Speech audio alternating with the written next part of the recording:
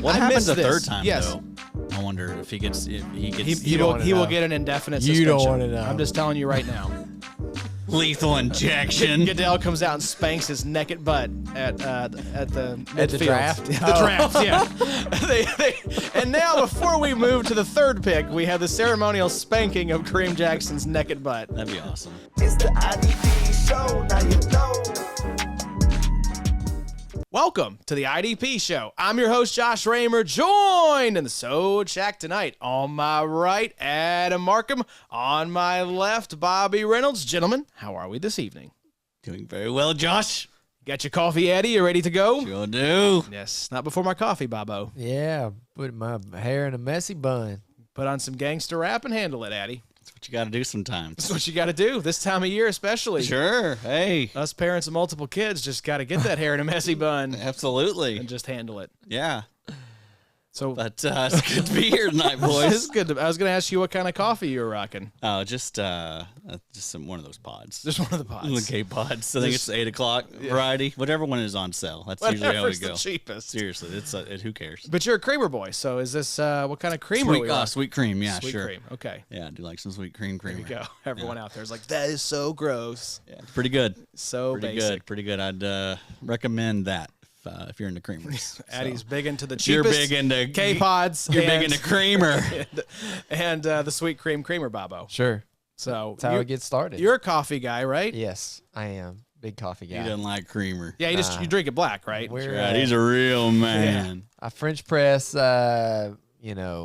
just straight black with a thick crema on top. If you get real good coffee, it almost produces its own cream when you brew it the right way. See, this now I understand how you feel when I'm talking about Marvel movies because no. I'm like, I don't understand a word you're saying. So the vanilla, what did you call it? Creamer, the French vanilla, the hazelnut. That's all like that's the introductory drug. What's it called? The gateway drug. Gateway Yes. drug, yes. Correct. So that's how it gets started. You can't just drink coffee Later- black at first. Later in life, you find yourself buying green beans from Guatemala, getting them mailed to your house, roasting them in a popcorn maker, and producing your own coffee. That's how it all I unravels. think I'd stick with the cheapest K-Pods. I'm looking forward to it. It's coming at it. It's coming. It is coming. No, I like good coffee. I do say I have a good friend. Shout out Clarity Coffee. He roasts coffee here in Bowling Green, and it's pretty good. It's more light roast. I can't do the light roast. The light roast makes me too jittery. Like I've got to have like a healthy breakfast if I'm going to put a light roast in me. It's just too much caffeine. I am a Starbucks Sumatra lover. Okay, I was going to ask what you thought about Starbucks. 'Cause Starbucks is whatever, but that Sumatra, man, I can't get away from it. I've drank it for There you go. years. Stuck There you go. in a rut. I don't know about it. I really need a leg up, guys, and this is what I came for. Got a problem. Addie's a Spencer's boy, I think. Yeah, Spencer's Spencer's is a good. local coffee place here in BG. So, Very caffeinated. A lot of caffeine in that Spencer's. Hey, I need it. Yeah, we Yes, need sir. it. We need to handle it. Sleepy boy. This is a time also when your fantasy managers out there need to handle it because playoffs are coming, boys. We got Sure. one more week after this one, week 14. Last week of the regular season, we are winding down. Week 13, we're watching the Sunday night game here between the Packers and Chiefs. And very good game. We've had a couple good primetime games so far this week. Yeah, Thursday was great. Thursday was awesome. What a fun game that was between the Seahawks and Cowboys. Tonight, Packers-Chiefs has been really fun. Tomorrow night is Jags and Bengals. So that'll be not great, but at least we're 2 out of 3. So would have been fun. Lost a lot of Would have quarterbacks been fun, this yes, year. yes. I think they had different plans in mind. It's like We can flex those coming up. we've already had our first Monday night flex. So I don't remember who got flexed out, but we have. They couldn't do this one. I You guess would- it was so recent with the Burrow injury, maybe. Yeah, there's I think a certain timeline that you Yeah. have to flex it out, so they may not have had time to get it flexed out after the Burrow injury. What is your all's take on? I was listening to a show today, and they said, over under chance of the Bills getting into the playoffs and everything, and one of the analysts it's- basically said, No way. they said the Bills deserve to be in the playoffs, and I was like, why? Why do they deserve it? They said Josh Allen, that offense, they deserve to be in. That defense is one of the worst defenses in the NFL. So What about that offense has really been Yeah. that potent either? offense is fine. It's like Stephon above Diggs average. is cool, but I mean, Kincaid's all right, but that running game's been kind of putrid. I mean, Josh Allen has a turn. And the person who said this, I don't even remember now who it was, but they were like, he does have a lot of interceptions, but I'm like, you can't paper over it that fast. That's a big like, he has a lot of interceptions this year. And I understand that if your argument is, I want to have the most entertaining quarterbacks in the playoffs, I get that. But to say they deserve it, no. The teams that win the most games deserve to make the playoffs. Yeah, Bills are one of those teams that can go out and win any game as well. But, that doesn't mean they deserve it. They can also lose any game as well. Yeah. And they have. They've lost a lot of games they should have won. It just happens. We're going to see a couple big AFC juggernauts not make the playoffs this year. Yep. Bengals for a different reason. But, Bills that defense is putrid. They can't stop anybody. Aaron Rodgers coming back. No, he said today, not happening. Really? I think he just wanted to get out there and practice and show, like, oh, yeah, look at me running around. But Get people excited for next season. Yeah, exactly. Like, I'm still Give 'em some around. hope. I'm still here. Did you put that in the Slack about the meat just falling off of the bone? Yes, I did. I was loving those. On his fifth drop on back. those memes on Twitter. Yeah, those where the barbecue, they just take the bone and the meat just slides right His off. Achilles is just crying. So let's do a Week 13 recap, boys. It was kind of a down week for IDP across the board, but definitely some developments we want to talk about. And we got another 40-point score. We've had one just about every week so far this season, boys. And we have the inglorious designation of the Carolina Panthers adding their third 40-point score to the board, as far as like they were the opponent when this player scored 40 on them. And it is the Carolina Panthers. And weirdly enough, it is the third DB who has scored 40 points against the Carolina Panthers. As Arn put in the notes, start your DBs against the Carolina Panthers because way back in, it was week number 4, Harrison Smith went for 49 points against the Panthers. In week number 9, Kenny Moore went for 53 points against the Carolina Panthers. And then this week, Antoine Winfield Jr. went for 40.9 points against the Carolina Panthers. Bobo, you're feeling pretty good. We just had a trade in XFFL. Even though you're not going to get the win this week, at least Winfield was a bright spot for you. And he's been awesome since the trade. You got the win, Field. Yeah, there you go. That was no, Winfield was good. He, the time where we needed him, he shined. Safety's been tough this year. Safety has been hard. Started off the year with Julian Love and have kind of worked through a couple little, I have had Josh Metellus at times. It's just been kind of one of those gross safety years. But no, Antoine Winfield, we were just talking about it before we started the pod. Shout out RSO with the extensions and the franchise tags and all that. It's fun to be in a league like that. I think if our league, XFFL, was on Sleeper, it would be a little less fun, the numbers and the extensions and everything. Make it interesting. Make some of the trades kind of bizarre. But Antoine Winfield's a guy that's going to go back to the pot. We just talked about, I know Adam brought it up a couple weeks ago, how many free agents are coming in this class the next offseason. He's and an you would NFL like to think, free agent. Yeah, you would like to think that the Bucs retain him, but there's a real world where, maybe they let him walk. They can't afford him. He's been playing great. So it was just not a guy that I could afford to pay $11, $12 million for the next 4 years. Yeah, it's going to be probably even more this next week. Absolutely. Yeah, it keeps going up. Yeah. It keeps going up. That's what's cool about that league platform is that every week you can roll the dice and say, well, his number's high. He's coming off a 40-point week. Maybe it'll go down. He would have been the could just keep highest scoring paid well. safety ahead of, what do we look up? Jamal Adams. Was like $11 million. And you don't want to do that. You don't want to be that guy. But I love Winfield. I've talked about him probably more than any safety this year. He was a good person to trade if you didn't need him. I didn't want to commit myself to. I could have franchise tagged him, probably for about $8.5 million or so. Yeah. But I traded him to Bobo, picked up Minkah Fitzpatrick with like a $1.5 million a year. You're going to lose him last year. Yeah. That was the other side of it that I hated. Losing Minkah on like a league minimum deal, which I was kind of tired of Minkah, and he'll be great for next year. But this year, you didn't get a whole lot out of him. Yeah, he's just been hurt. Yeah, he's been banged up. So he started off really good. There you go. Antoine Winfield Jr. joins the wall. We've had quite a few, boys. Looks like probably 20 names here have scored over 40 points. Sucks in a week to have a safety score 40 and you're going to get the L. Dude, my offense was great, but shout out Ben. I'm coming for you.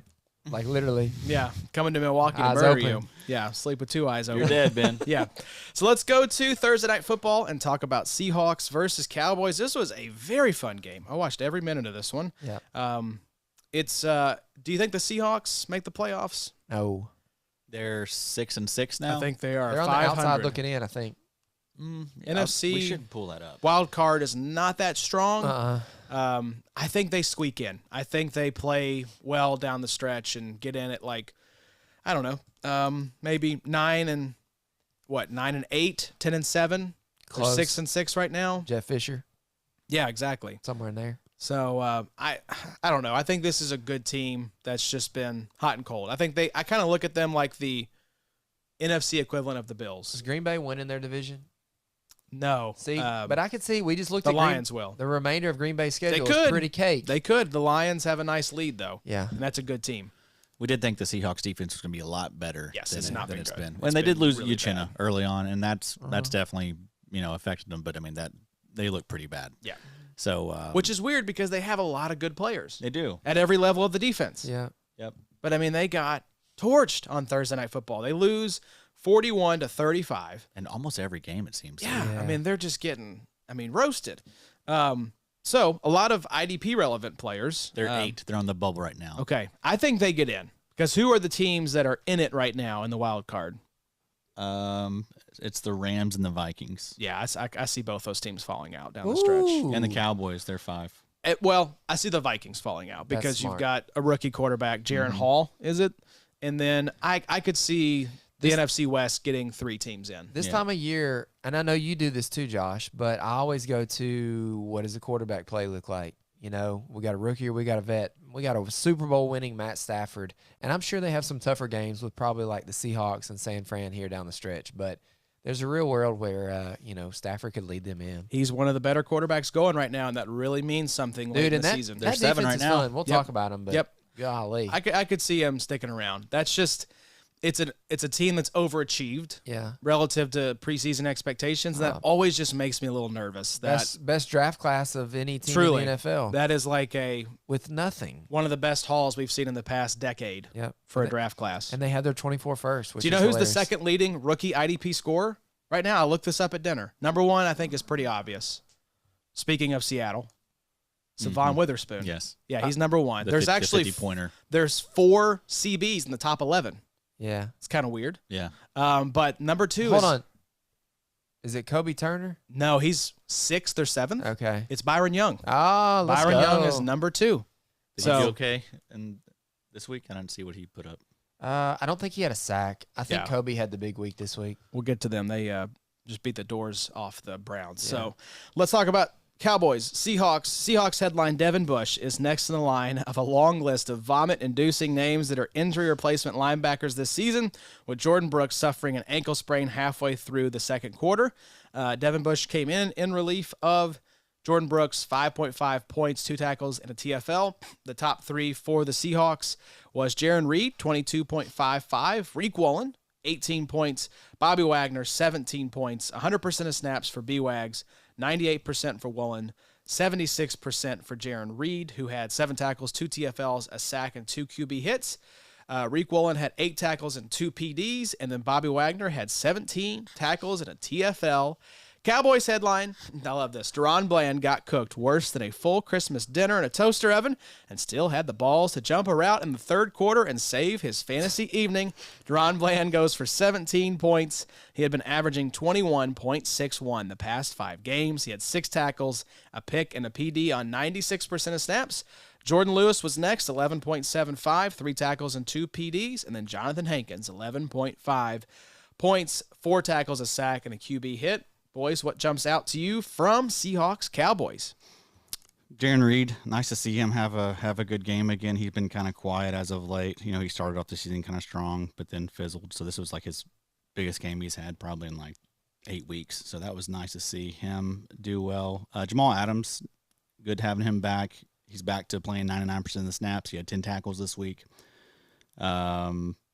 Back to clapping back and being an a-hole on Twitter. I saw that. Bad week for Prez. Bad look there, Jamal. Did you see his follow-up? He deleted the tweet, right? Or he said he was like, he like stood by it Yes, he said, "Don't start, nothing won't be nothing." Yeah, but then he deleted the tweet. Yeah. So, I mean, Real coward move. yeah. Witherspoon had 8 tackles, 12 points. It's still Boy, he fun. solid every So single good. week. He fun. He's an auto start, even in DB Oh, leagues. no doubt about it. He's a baller. He hustles through the ball. He's got great, lineup. He's not the type of cornerback to where other quarterbacks are gonna ignore him. It's not like Revis Island or something. The guy is a really, really talented cornerback, man. He's one of those, and it's interesting. We say, the kind of rule of thumb with rookie cornerbacks is, they're going to get targeted. You should, draft these guys or start these guys in CB required leagues. I mean, 4 of the top 11 rookie scorers on the year are cornerbacks. Yeah. So there is something to be said for it this year, that these rookie cornerbacks are getting targeted and they're getting playing time. I think that's the big thing, right? Yeah. Is that these first round drafted cornerbacks, maybe that's something to think about, is it's not so much that they're targeted because they're rookies. They're cornerbacks who are on the field for 100% of snaps. Right, yeah, that team had a desperate need Yes. at cornerback, so I mean they're likely going to be a top 3 corner as soon as they're drafted, right? So they're going to get out there on the field immediately. Boye Mafe has also been really quiet as of late. Yeah, he has. So I think hopefully you sold. I mean, I don't know what to expect long term from Boye. I don't think Boye is going to be one of these guys that's consistently having these 10 sack seasons. I think it's kind of late now, maybe. Yeah. But I think you'd be selling. Might be a good off-season sale when people go back to Right. look at the full season stats and Yes. say, "Wow, he had I 10 don't know sacks that I'm last selling year." right now because he's been quiet. I wanted to bring up the snap count. So Devin Bush was 96% of snaps once Jordan Brooks left. What did? So if Brooks is out for a while, yeah, that's a spend big deal. some fab on Devin Bush because he's Sure. going to be out there. It was back to the 2 safety look for the Seahawks. Jamal Adams, 99%. Quandre Diggs, 98%. Julian Love, 20%. So to answer the question of, is this a 3 safety team? Not consistently, at least. Yeah, not this week. Not this week. Let's go to the other side of the ball. Cowboys. Y'all, Micah Parsons 101 in IDP, set it and forget it. I mean, no, not set it in and forget it. Dynasty, but in redraft, it's been TJ Watt this season. Yeah, What I mean, about but Dynasty? even Nick Bosa's, I think he belongs in the conversation. I was thinking about that today. Yeah. Max Crosby belongs. I think. I mean, I think any of those 3. Understand that the overarching metrics, like the PFF numbers and the pressure rate, is still great with Micah. But man, in IDP we play for points. We don't play for those PFF numbers all the time. And Micah's been relatively quiet for the last little bit. Yeah. Well, I mean, and you look at the way he's built. I mean, he isn't built like some of these other guys. He's not like a 6'4", 6'5", He also doesn't look runs a like 4. Myles Garrett, Nick Bosa, Max Crosby. Yeah. So he's more like a Khalil Mack type, kind of has to win more with effort and stuff. And so, yeah, I think that it's probably a lot to expect him to have a bunch of 15+ sack seasons. Yeah, Maybe he gets there once or twice in his career, but someone like Nick Bosa, you could see him basically having every year. Yeah, pretty much living in 15+ sack territory. So Micah's taller than I thought. He's 6'3", but he's only 246. Yeah, he's a little undersized. Little undersized. His best comparable player on Player Profiler is actually Roquan Smith. So there's a reason this guy was an off-ball linebacker the first year. We have to keep that in mind, too. Now, I will say I think he's the best defensive player in the NFL. Well, I mean, and honestly, you got to remember. You watch the highlights every week of him getting to the quarterback in 1.8 seconds. It's like nobody else is doing that. And it was kind of a surprise with him coming in, being moved to the edge. Really, he was supposed to be the, more of a middle linebacker type, not necessarily the, edge guy that he's being portrayed now. So Nick Bosa on Player Profiler, 6'4", 266. Yeah. So he's got 1 inch and 20 pounds. And maybe for on Micah, Micah. the age helps. 24.5 Yeah, that's versus what it is. Bosa, Yep. 26, Crosby, 26, Garrett, 28, TJ Watt, 29. And for comparison, Myles Garrett, 6'4", 272. Yeah. So But yeah, I think you're going to see a lot of that. A lot of people saying, "Well, is Micah Parsons really that good?" Yes, Yes, he yeah, he is. really He's is. awesome. Look back at the log. I mean, the Don't dude get has spoiled. monster weeks. Yeah. But yeah, he will occasionally put up a 0. Yeah. It happens. every edge rusher does. Everybody does. Everybody it, does it. I wanted All to the bring cool up. kids do it. Yeah, all the cool kids are putting up zeros. Speaking of cool kids, Dallas Cowboy linebacker, 69 snaps total.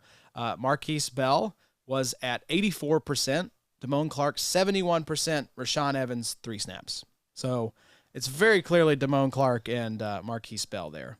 So let's move on to the next game, though, boys. The Sunday slate start off with a banger. Falcons 13, Jets 8. I wish that was not a real score, but it is. Falcons headline, Arnold Ebiketie was back at it again with his 4th sack in his last 5 games and playing an effective second fiddle to, of all players, Bud Dupree, who was the leading scorer this week for the Falcons, 31.75 points, 7 tackles, 2 TFLs, 2 sacks, 1 forced fumble, 2 QB hits. Ebiketie had 12.95 points, a tackle, a sack, a forced fumble, and a QB hit. Jesse Bates, there he is once again, 17.75 points. He's been averaging 16.64 the last 5 games. He had 7 tackles, and guess what? An interception and a PD. Nate Landman, back again, 15.75 points. He'd been averaging... Birdman. I was just guessing. I was hoping that was the button. 18.16 average the last 5 games. 5 tackles, a TFL, a forced fumble, and a PD. Jets, not much to talk about in this game. The linebackers were both quiet. Quincy Williams had 8 tackles and a TFL for 11 points. CJ Mosley, 5 tackles for 4.25 points. Leading scorers for the Jets, Jermaine Johnson had a nice day, 25.75 points, 4 tackles, 2 TFLs, a sack and a half, 3 QB hits. Quentin Jefferson, defensive tackle, 21.2 points, 5 tackles, a TFL, 1.5 sacks, 3 QB hits. And then Quentin Williams, 6 tackles and a forced fumble for 9.5 points. So, again, boys, not a lot to write home about on the Jets side of things. But the Falcons, this team is, at least with Bates and Landman, they got a couple consistently spicy options for IDP. Yes, yeah, nice to see Landman kind of return to form. We'll definitely be interested in what that snap percentage looks like, but I'd imagine it's healthy and over 80%. Bud Dupree, just a great reminder that, you can play the matchup game. This was a fantastic matchup against the Jets. Bud Dupree's been a dude that's been playing tons of snaps this year. Like, he's not played less than 60% of snaps in basically any game this season. So, I mean, just a great volume play, and look what happens. 2 sacks, 7 tackles. 32 points. So, yeah, Jesse Bates, this is his 5th pick of the year. Just what a addition to that Atlanta team. I mean, that's the reason why this team is really in it, I think, because guys like Jesse Bates, dude, I mean, he's had so many impact plays for that defense this year. So, Truly. Yeah, what else, though? Yeah, I mean, Landman, every time I see it, it just makes me sad because I'm like, this could have been Troy Anderson. Like, we could have had this. And, yeah. We don't. Now, on the Jets side, worried at all about CJ Mosley, Quincy Williams, or was this just a quiet game? No, I don't think so. Quincy Williams has definitely been down as of late. Yeah, 11.4 points per game the last 5 games. CJ Mosley, 14.18. Yeah. They've had bad matchups. They did start off the year red hot, so, I mean, they were definitely due for some regression. But we did mention a lot of times trading away Quincy Williams after that hot start. I mean, he was like LB1 after the first 8 weeks. So I had a title that was like he ascended to the throne of like cute LB1 status. Yeah, and then we talked about it on the trade show a lot. I cashed him out for a 2nd-round pick. He's the LB2 on his own team, Bobo. That just felt very volatile. Of like, this is not something that is probably going to keep up all season. It was rude. It was rude of y'all. Those 2 LB teams where both guys are relevant. I don't expect the second banana on his own team to be the LB1 for IDP necessarily. So, that is, I think, due for some regression. Now, CJ Mosley, not worried about CJ Mosley, are we, Bobo? I mean, he's getting a little bit older, Maybe for Dynasty, but for 30, 31. 2023. Not for 2023, no. Y'all worried at all about Quinnen? No, Lord, no. I mean, the only reason I'm saying are you worried about Quinnen is just from the standpoint of, like, there's a lot of other good young defensive tackles now. I'm not like dropping him in Dynasty. He's not an auto start in redraft anymore for me. Is there anybody that I'm happy to play the matchup game with defensive tackles? Anybody kind of that you're looking to maybe move him for plus? You get an Ed Oliver plus, you get a Beakway plus, you get a. It depends on what the plus is. I mean, I'm not happy. Really, not really. I'm happy to cash out a defensive tackle for a plus if the plus is nice. Jalen Carter. Yeah, Jalen Carter plus a 2nd. Would that be enough for Quinnen? Yeah. If someone's willing to do that, I'd probably do that. Yeah. If I could turn that into a guy like Jalen plus. But that's probably like the limit, Jalen Carter. Yeah. That's probably the only But I do want a little plus, I think, with Jalen Carter. What's a plus? I'd start with a third. Yeah. I don't think I'm moving Quinnen for Jalen plus a third. I bet you a think lot I'd of have to people get a would. second. Because Jalen Carter's been a little hurt this year. And is Jalen ever going to get that sort of volume that Quinnen is getting?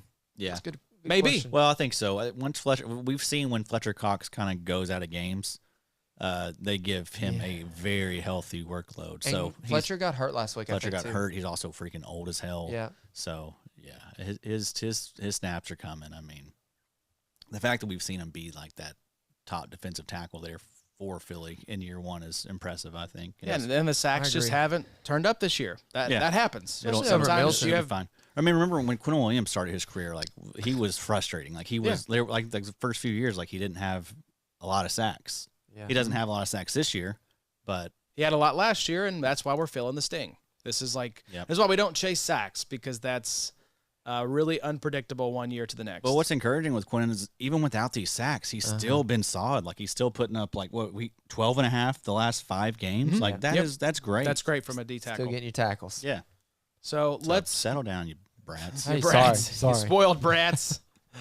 Let's move to Cardinals Steelers, though. Cardinals get a very surprising 24-10 victory over the Steelers. Cardinals headline Josh Woods throws his name in the Kaiser White replacement sweepstakes, and Budda Baker reminds us he's still on the team and can be useful from time to time. Top 3, Budda Baker 15 points, 8 tackles, 2 TFLs. Josh Woods 13.75, 11 tackles and a TFL. And then Dennis the Barbarian Gardeck 12 points, 2 PDs, 2 QB hits. Steelers, Minka returned from a hamstring injury for the first game since week 8, but all he did was make both himself and Trenton Thompson unusable.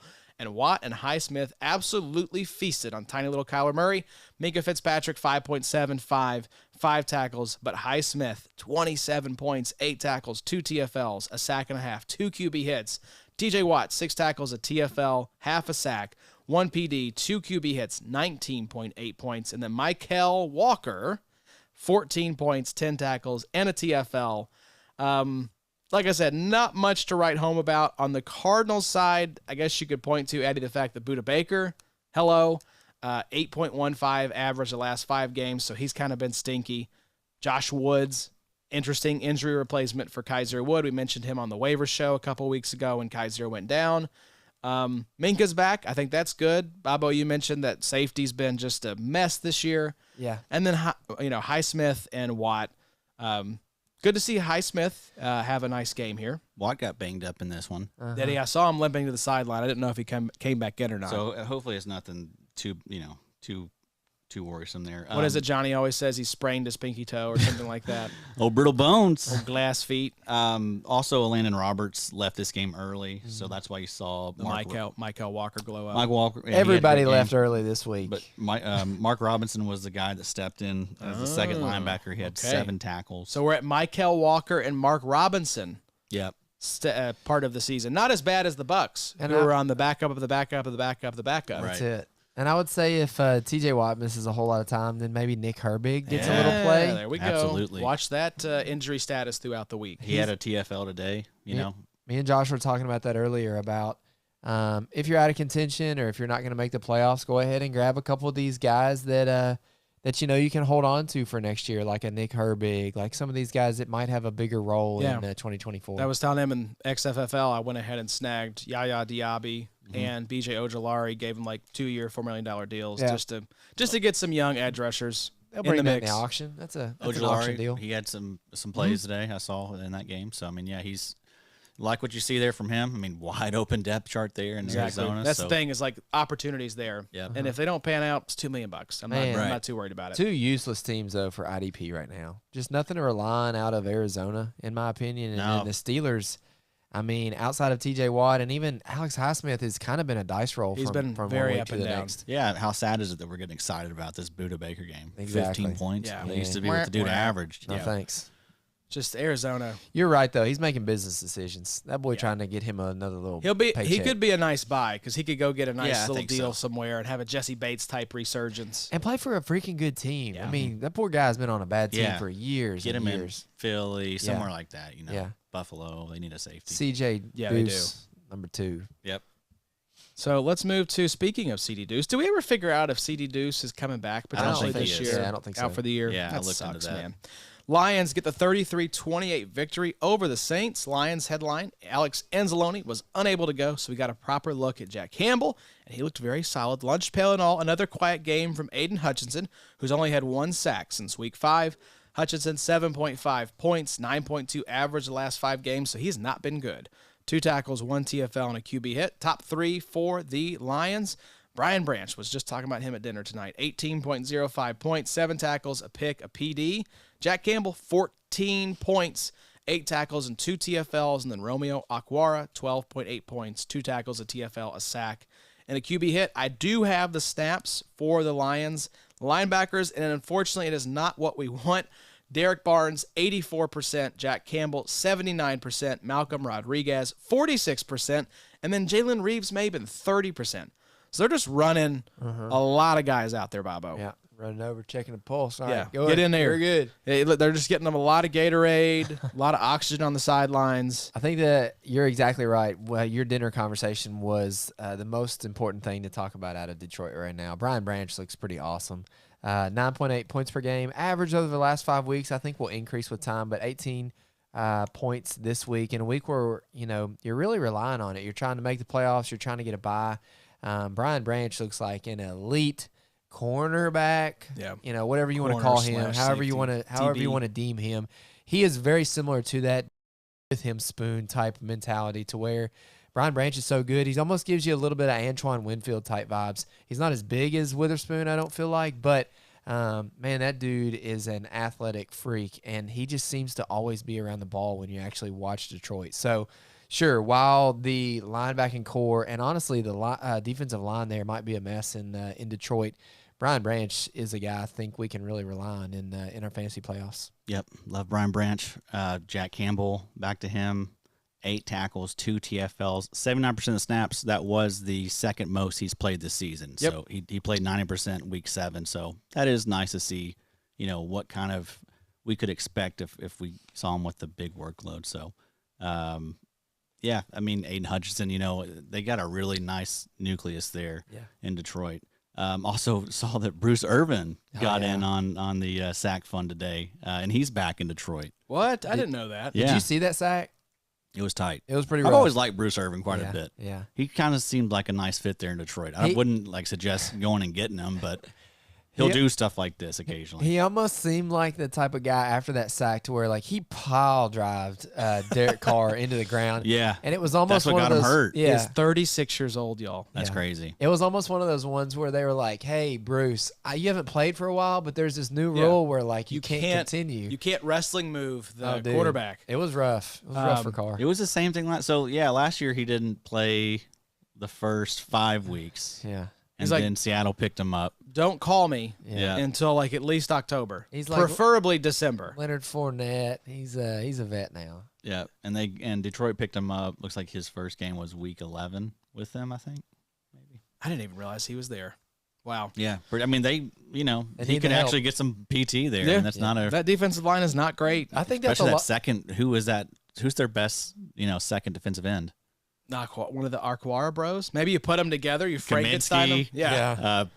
Pascal. Yeah, it's a gross. Still got some way Let's to bring go. let's bring Bruce Irvin in. Yeah. Why not? Why not? He's 36. That's a lot. He's of our age. That's a lot of the struggle for Aiden. I feel like it's just been he's on a it's true. island on his own. This He's year. just getting all the attention. It's the meme of the special operations soldiers lined up against the brick wall with one of them is a clown. Sure. Except it's all clowns, and he's the only guy that actually can do anything. Yeah. On the That's a Saints, good one, Josh. Thank I you knew very exactly much. what Really you good. meant. You were tracking with me. Tortellini Sewell, so going over to the Saints side, brother to Panay and Rigatoni Sewell, got the start and did what Werner hasn't done all season long, finishing as the team's top scorer for the week. So congratulations to Nefi Sewell, 14.5 points, 8 tackles, 2 TFLs. Paulson Adebo was next, 13 points, 8 tackles and a PD. And then Zach Bond, 12.8 points, 2 tackles, 1 TFL, 1 sack, and 1 QB hit. So Warner goes out.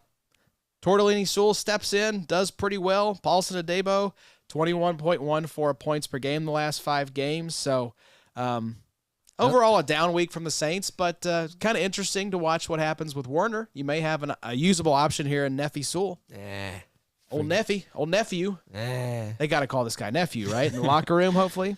Yeah, what a weird mix of talent here on this Saints team. It's true. I mean, look at Neffy Sewell, Paulson Adebo, Zach Bond, Carl Granderson, Jordan Howden, Isaac Yadam, Tano Kepasana. That was good, Addy. Very nice. It's just a really bad, Just a real stinky really group. bad list of boys. Very bad boys. You're on a naughty list.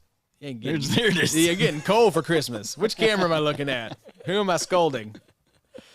Well, let's move on to the next game here because not much to talk Nothing about to in this do. one. Really, there isn't. Yeah, I mean, this is- maybe shoot your shot with Soul if you want him. I mean, but I'm not going after Tortellini. It's not that time of year to where I'm just shooting right. a shot. I'd rather go after the Bushman, yeah, old Devin Bush.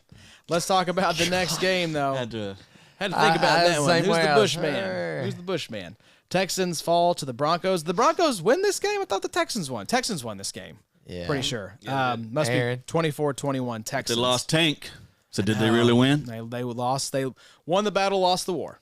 Yeah. Very sad. seeing That's Tank not Dell good go out. for a player of his kind of shiftiness. That Fractured fibula, fibula. is very necessary. It just feeds, everyone that was out on him for he's too small. Yeah. They're all feeling real good. Yeah, it was because he was the lead blocker. Yeah, Like it was a a run up the yeah. middle. What are you doing? What are we doing here, guys? One of the main things that I saw early on with Tank Dell that made me in on him was his punt return stuff. His punt kick return was freaky. One quick shift and he was just gone.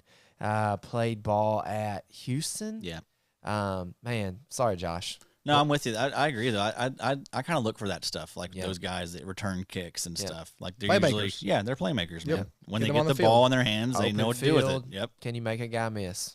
So, Texan side of things, the linebackers, we got Blake Cashman back up to 100% of snaps. Didn't matter this week because every single linebacker of relevance for the Texans had 6 tackles. So there you go. Christian Harris, 6 tackles. Denzel Perryman, 6 tackles. Blake Cashman, you guessed it, 6 tackles. Mark of the Beast, staying away from the Houston Texans linebackers. You notice they got the horns in the logo? Oh my God! Is D'Amico Ryans the Antichrist? I think these are the questions we need to be asking ourselves. Here's a big answer we had, though. Is Will Anderson good? Yes, Will Anderson is very good. 34.75 points, 5 tackles, 2 TFLs, 2 sacks, 15 sack yards, a PD, 4 QB hits. Will Anderson or Aiden Hutchinson in Dynasty? Will Anderson. I think it's still Aiden for me, but man, Will Anderson looked good today. Also loved his interview after the game. Yes, sir. He a dog. He a dog. Yep. Yeah. And he's the type of guy that the locker room is gonna love him. Like he's an energy guy. Him and Stroud are the faces of that team moving forward. I mean, they hit grand slams with those 2 picks. Yeah, dude, he's gonna be so good for a long time. And you know who else is coming on? Oh, their draft pick from last year that everyone was like, oh, but the Texans feel dumb taking Derek Stingley. 29.55 points, his second big game in a row, a tackle, 2 picks, 4 PDs. Jonathan Grenard, I'm Bobo. sure this is his 3rd big game in a row. Is it? Yeah, I pretty remember sure. He's last had week several. for sure because I had this same conversation about let's chill out roasting Derek Stingley. Yeah. Jonathan Grenard, 17.2 points, 4 tackles, a TFL, a sack, and 2 QB hits. So Yeah. edge rushers got it done for the Texans, Bobo. By time. Love that for Grenard. I don't know what the offseason looks like for him. I think he's going to be a free agent.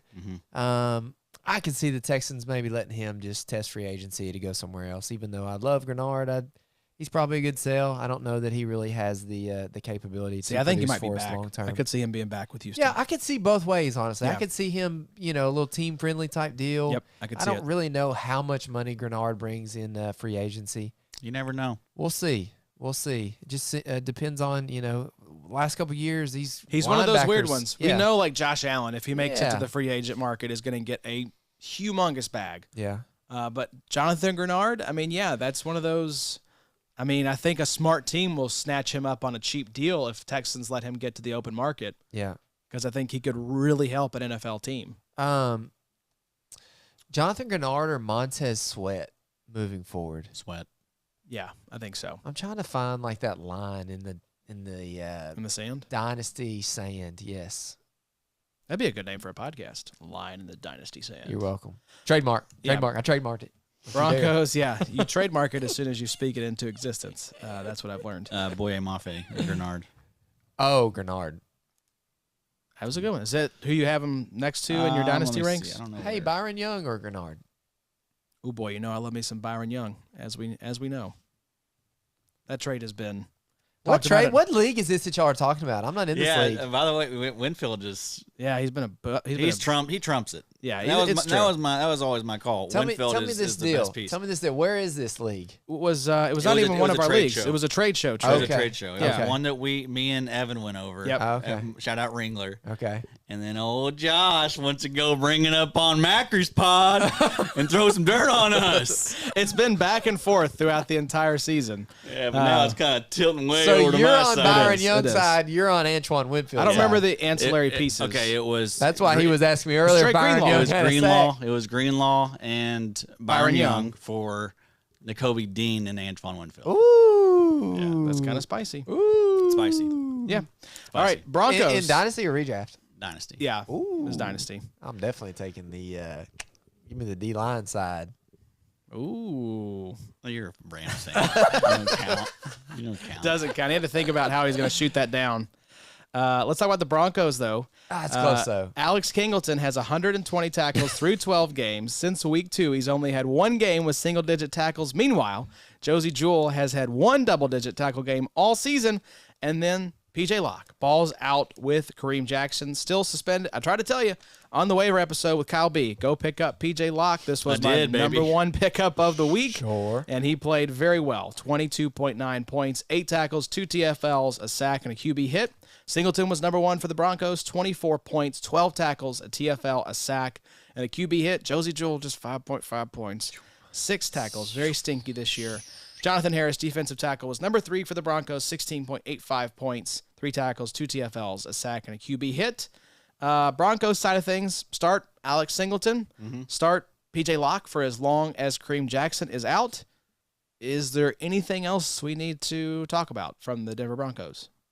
You wonder, is P.J. Locke going to keep that job when Kareem Jackson comes Been back? pretty good. You know? Because can you roll Kareem Jackson back out there if he's going to get his ass suspended again? Yeah, really. He's the Dre Greenlaw of defensive backs. So What I happens missed the this. third time, Yes. though? I wonder if he gets He don't will wanna know. get an indefinite You suspension. don't wanna know. I'm just telling you right now.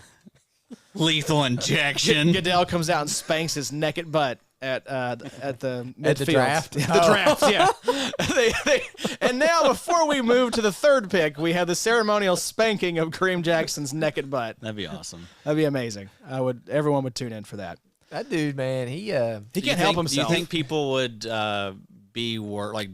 lash out more if they knew that they were going to get spanked by Roger? I think we'd be seeing a lot of players leading with their head if that was. That'd be out there. A lot of kinky just boys. going crazy. Probably gonna have to cut this. No, I think PJ Locke could very well keep this job, and yes, I think if Kareem Jackson does get suspended again, I think it could be an indefinite suspension because it's like, bro, what else do we have to do? We find you. You've lost game checks. You've been suspended like 7 games so far this season, I think. Yeah, you're 34 years old. Stop acting like this, Kareem. Justin Simmons been really disappointing this year too. Has done really nothing. But yeah, Josie Jewell's been stinky. He's been very stinky. I was trying to think of the opposite of a jewel. It's a turd. Sure, he's got. Did it? It's Josie Turd. Let's move to a turd of a game, though. Chargers get the 6-0 victory over the Patriots. This is a stink fest. My God. 6-0 Patriots fall to the Chargers. We're going to run through this one pretty quick. Chargers, the studs threw it back in their primes. It all came to play for the first time this season. Well, on defense, at least anyway. Khalil Mack continues to be in fuego. 32.05 points. 5 tackles, 2 TFLs, 2 sacks, a forced fumble, 2 QB hits. Eric Kendricks, welcome back to relevance, buddy. 23.7 points, 10 tackles, 2 TFLs, a sack, and a QB hit. Derwin James, 21.05 points, 9 tackles, a TFL, a sack, and a QB hit. Patriots, Jabril Peppers was caught by NFL Films, mic'd up, saying to Saquon Barkley at the end of last week's game, "You lucky we ass." We can confirm this luck also applies to the Chargers this week, and that the Patriots are indeed ass. J.C. Jackson, Jelani Tavai, Jonathan Jones, the leaders for the Patriots. No one cares about them. Chargers, though, Addy, Khalil Mack, I mean, Wow. going to be an IDP MVP, I think, for some folks. no doubt. I mean, who's been a better value than Khalil Mack?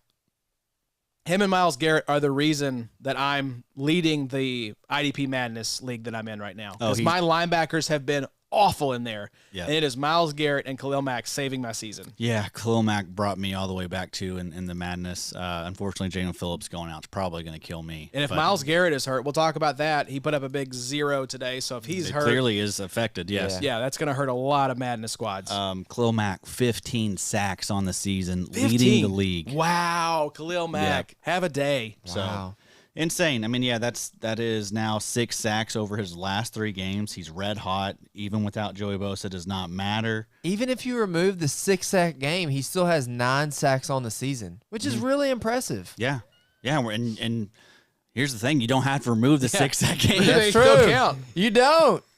But 15 minus 6 equals 9. That's good math. Still very good. That's very good math. That is still very good.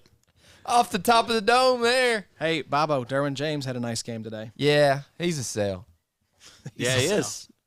I don't Of know. course He's he's been a a sell. sell. He's He's a been a sell. safety. He was a sell at the beginning of the year, though. This is a peak. Alohi Gilman, really stinky game. This was a Is there the any big boys were good. Eric Kendricks Yeah. was nice to see him, return to form. Finally. Khalil Mack's, business as usual, but I mean, outside of that, Khalil Mack, 22.04 points per game average the last 5 that is games. just crazy. And I said that TJ Watt had been the number 1 kind of set it and forget it guy, 20.45 points per game average. So he is almost 2 points better than TJ Watt over That's the last wild, 5 isn't it? games. going back macro? Was there any validity to the Brandon Staley rumor about him losing his job? Did you see that this week? No, I think What was that? Oh, it was the rumor was that he needed a miracle Oh, okay. to save his job. Okay. And I think he's getting fired. Yeah, I think this team that's gonna stinks. I think that they're going to miss the playoffs, and he is gone. Oh, also, Kenneth Murray, he's been pretty bad lately. Yeah, he has. Yeah, I he's not- messaged Macri to see if we could get Eric Kendricks' snaps because I'm curious if that snap share has changed at all, or if it's still Kenneth Murray leading the way. Kenneth Murray was 100% the last 2 weeks. Yeah, I'd say it's still the same. Kendricks is just playing better. Yeah, and Murray's just not getting those splash plays at all. Like he had 2 sacks and a pick those first 7 games, and he hasn't had any of that. Is the Dayon second getting half. any play? No. No, it's just Wow. those 2 guys. So No. strange. Yeah, well, you got a weirdo at head coach Yeah, there. True. Get him out of there. I'm curious to see what the IDPs can do. Mm-hmm. And I think Kendricks, was he a 1-year deal? Is he going to be back in the pot? I feel like it was a 2-year. Yeah. Could be. Okay. Kenneth But Murray, they though, probably have an out. is If they want to gone. get rid of Kendricks, they probably Oh, yeah. They could clean They're house not and just keeping have Murray. Dayon and kind of start, because I think they are way over the cap. Those I are believe. going to be the weird things in the offseason to where, like, what does Kenneth Murray get? Like, where does he go? What type of role is he going to play for a team, I don't know. Probably not one for a long time. He's probably going So, to make less money than he was he'll probably making get a on his role. rookie deal. The Los Angeles Chargers have negative $44 million in cap space going into next season. Dang. wow. Negative $44 million. That's the second worst in the league behind the New Orleans Saints, who Yeah, of always course. do just some cap tomfoolery. They are negative $87 million in cap space. What? So, yeah, negative $87 million. So they're at like 3. Yeah, so 10? this is, I believe it is estimating, it assumes a $240.5 million salary cap. So they are literally at, whatever that is, $327 million in salary For next who? season. I don't know. Mike Thomas Derek Carr, Yeah, he signed a big old deal like there. Cam Jordan's. still playing Yeah. Peyton. Yeah, I think they are. I think they still are Really? paying some of those. Drew like, Brees. Maybe. Yeah, could be. You Marcus can look at the May, dead they cap. gave him a lot of money. Jeez. Yeah, that team is That's just screwed. screwed. Yeah. What That team is about screwed. The bill's going to come due, and it's going to be like starting. It's going to be Adam Markham at quarterback Yeah. and John Macri at left tackle. I'm just out there just spearing everybody, trying to get Macri's that like Rodgers Kareem spank. Jackson trying to get his butt spanked during the draft. Hey, real quick, Staley's also ruining Justin Herbert. Herbert's been unplayable in offensive fantasy this year. Well, and here's what's weird. Kellen Moore came out as the second leading candidate for the Carolina Panthers head coaching job. Yeah. What is the Cowboys are having their best offensive season in a decade with McCarthy, him out the man. door, and you have the Chargers who are putrid this year. So why is Kellen Moore getting this glow up? Do we still believe he's some sort of boy genius? I don't get it. I mean, Austin Eckler's pretty old. Mike Williams did the Mike Williams thing where he jumped 18 feet in the air and came down on his Quentin shoulder Johnston in is week 2. so bad. QJ's awful. He is so bad. So you've got He's got the Jalen yips. Guyton and no Josh Palmer. I mean, you're relying on 32-year-old Keenan Allen for 18 for 40 yards every week. Who does Mahomes have outside of Kelsey? Though? Nobody. And That's they the just thing. lost tonight, though. That's the thing is like They've been kind of They've been good bad this quarterbacks year. They've been elevate. bad. I don't know. I think he is a supremely talented physical tools quarterback. I don't know that he's one of those that elevates everything around him. But you got to think this offseason, Mahomes goes into Andy Reid's office or whatever, has a conversation like, look, I get what you're doing. I know y'all pay me a lot of money, but you got to get me You a got to get me some receiver. weapons. You got to get me one receiver. You should have brought in a DeAndre Hopkins. You should have brought in one of these older vets that, you know. Why did they not go get him? I don't know. They said it was a money thing. They wanted Chris Jones more. But anyways. Chris Jones got him a sack tonight. We'll get there, I guess. Yeah. Addison would have looked real nice there in Yes, sir. L.A. He sure would have. Who did the Chiefs take in round 1 this year? Did they have a first? Yeah, they would have been the last pick of the draft. Oh, right? they took FAU, who was not. Yeah, done nothing. Yeah. There you go. Wow, he has done nothing. I was Yeah. thinking about that with Dayon. Like, man, the rookie IDPs this year outside of our been stinky. defensive backs have been bad. Henley, Sanders. It's because the linebackers have Dorian done nothing. Williams. Yeah, they've done nothing. Overshown. got hurt. Overshown. He 'Cause might it's have like- gotten an op. He definitely would have gotten a chance. Yeah. In this, because you got Marquise Bell and Yeah. Damone Clark. I Has mean, Drew Sanders played? No. no. That's the thing. I usually would recommend stashing rookie linebackers, and I still think some of them have a path to snaps. But man, like it's pure speculation. And it's scary that like those guys don't have the highest capital. You Yeah. know, they're third round picks. All Yep, those guys, except for they could Campbell. easily get replaced. You know, in free agency or in this next draft. You know, I'm holding my breath if I'm stashing those guys. it's scary. It's definitely scary times. It reminds you a lot of like Asamoah. It just can go Yeah. any which way. But you will probably those guys will definitely have a value tick up this offseason, but it's going to be early in the offseason. I would probably look to sell. Maybe if you so. can cash out on some of these guys, On the especially majority. Like I think Sanders. I'm not as worried about Drew Sanders because you could see a path, but like Yeah. Dorian got his chance and got replaced by Tyrell Dodson. Like Dayon can't get on the field. I mean, I don't know. It's just dicey, Ivan especially without Pace the capital. Is Ivan like Pace. probably Ivan should Pace sell. Is Oh, prob- yeah. is probably the Absolutely. best. Is he the best rookie linebacker? Would you put him above Jack Campbell at this point? Yes, from a playing time perspective, absolutely. It's tough, right? I mean, that's the I- conversation we're having. Yeah. Ivan Pace versus Jack Campbell. But let's move to Dolphins. Just absolutely creaming the Commanders. This is just one of the worst teams in the NFL. Ron Rivera, great man, truly is one of the, just an awesome dude. You see these kind of like Hard Knocks or Amazon Prime series. Like this is a really good person, just not fit to be a head coach anymore. And I think he's going to be out the door come And players walking all over him. yeah, just what do they call it? Taking Black advantage Monday, of him. where the coaches all get fired. So, yeah, I just think it's over. It's over for Ron Rivera, but a good run there. Dolphins, though, keep rolling. 45-15 win over the Commanders. Is it a bird? Is it a plane? Nope, it's AVG, leaping tall buildings in a single bound, proving once again without Jalen Phillips that he is indeed Superman. And then knock, knock, who's there? Another startable linebacker as Jerome Baker left the game with injury and Duke Riley stepped in. 11.5 points, 8 tackles, and a forced fumble. But Van Ginkel, we talked about him. He was me and Kyle's priority add at the defensive line position, and he delivered for IDP. 33.05 points, 5 tackles, a pick, a defensive touchdown, 2 PDs, 2 QB hits, 33 return yards. That hair just flowing in the wind. Love to see it. Also, speaking of hair, Duke Riley also has some long hair. So Does I he mean, have some lettuce? He should definitely be on your radar. But Lettuce yeah, bros. AVG. I mean, also should have had a sack. Like he was the one that stood up sack Hal. And it sounded like they called the whistle, like it was a dead play because like all forward progress was stopped. But then he kind of got loose, and Bradley Chubb and someone else cleaned it up, and AVG didn't get any credit for any of the sacks. Nothing. That should be a sack. Should be at least a half sack. Yeah. At least. At least. I'll see So what I can do. AVG should have more points. So we are angry about that, but I mean, good Lord, what a game. 5 tackles, a pick 6. Yep. 2 PDs, 2 QB hits, 90.1 overall PFF grade. I mean, this is just a plug and play guy whenever Jalen Phillips is in there. So love to see it. I definitely picked him up and started him in my RSO league. Yep. You guys, I mean, absolutely crushed the waiver show. Kyle B week. What a success. Yep. PJ Locke, Andrew Van Ginkel. I think those are your top 2 suggestions. They were Goated. One guy had 20 points this week. This one had 33. So pretty good. LFG. Best waiver LFG. show out there. Yeah, truly. Really? Number 1. Yeah. Changed my mind on that one. Yeah, change it. I don't think you can.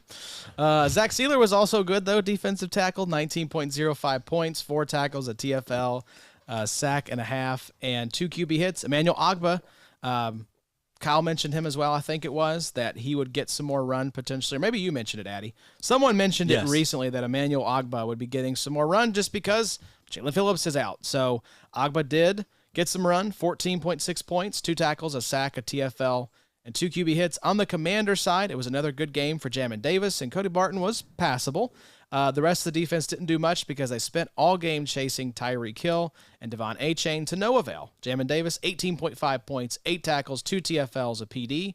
Cody Barton, 10.75 on 11 tackles. And then Jatavius Martin, 10.75, 7 tackles, and a TFL. Any takeaways on your side, Bobo? Dolphins or Commanders? No Cam Curl up here. Yep, pretty disappointing. That's a pin to something to kind of put a pin in for playoffs. I don't know how much we're really going to rely on him the next couple weeks. Uh-oh, Addie's winking. Well, he did shout out that Cam Curl had been averaging like 8.4 points recently. This is going to bring that down. Ooh. Yeah, he was off the podium, and Jatavius Martin was number 3 at 10.75. That's what I was going to say. Jatavius Martin, nice to see him actually produce and get 7 tackles in this game.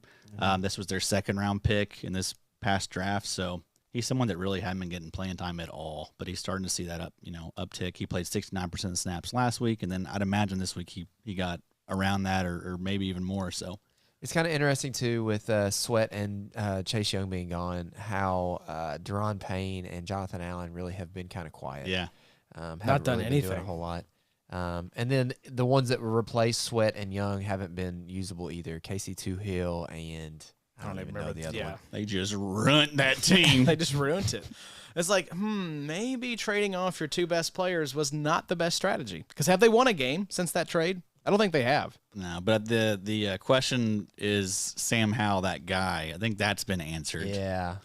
You're not that guy, pal. Trust me. You're not that guy. You're not that guy. Terry McLaurin with a 0 today. Did you see his quote after the game? He said, just doing a bunch of cardio out there. Really? Yeah. So Dude, and I pissed. love McLaurin. Yeah. He's a good dude. Feel bad for Good him. dude. Yeah.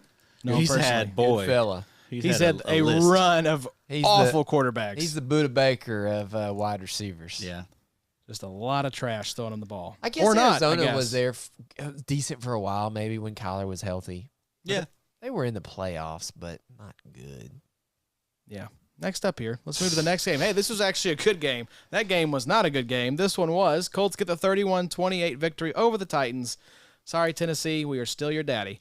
2-0 against Tennessee this year. Them fighting words. Tighten up! I hate to see it. I do think the Titans have a quarterback in Will Levis, though. I think that dude's going to be pretty good. But the Colts were better today, and Ebukam and Pay were a big reason why. They combined for 12 tackles, 4 sacks, and 3 forced fumbles. They must have heard Josh say last week they weren't bona fide stars. I did say that. Doc Brown must be here because, great Scott, look who it is. Finally, after 13 weeks, it is Nick Cross, 14.75 points, 5 tackles, a punt block, and a PD. They blocked 2 punts back-to-back, broke the punter's leg, and had to have the kicker punting the rest of the game. Wow. It was an insane game.